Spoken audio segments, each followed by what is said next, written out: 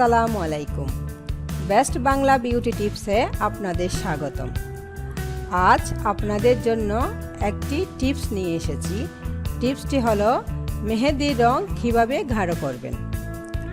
উৎসব হোক কিংবা বিশেষ কোনো উপলক্ষে মেহেদি রং ছাড়া যেন পূর্ণতা পায় না উৎসবের আমেজ। সেই মেহেদি রং যদি মনের মতো না হয় তাহলে কি চলে? মেহেদি রং গাঢ় করতে ব্যবহার করতে পারেন কিছু প্রাকৃতিক উপাদান। মেহেদি লাগানোর পর এগুলো ব্যবহার করুন।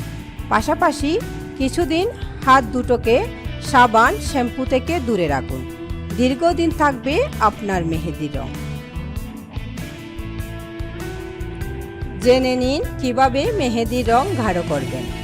লবঙ্গ। প্যানে কয়েকটা লবঙ্গ নিয়ে গরম করুন। মেহেদি লাগানো হাত প্যানের উপর ধরে ধোঁয়াটুকু লাগান হাতে। লবঙ্গতে রয়েছে এমন কিছু উপাদান যা ত্বক উষ্ণ রাখে, ফলে মেহেদি রং গাঢ় হয়। Tea tree oil. Tea tree অয়েলে তুলা ভিজিয়ে 2 ঘন্টা পর পর মেহেদি লাগানো হাতে চেপে ধরুন। রং গাঢ় ও উজ্জ্বল হবে। চিনি ও লেবু। 1 টেবিল চামচ চিনি শিরার সঙ্গে কয়েক ফোঁটা লেবু রস মেশান।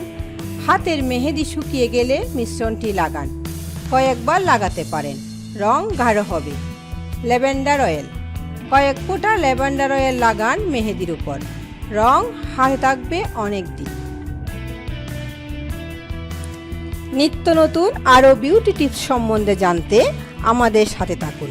লাইক, কমেন্ট ও সাবস্ক্রাইব করুন। ধন্যবাদ। প্লিজ সাবস্ক্রাইব করতে ভুলবেন না।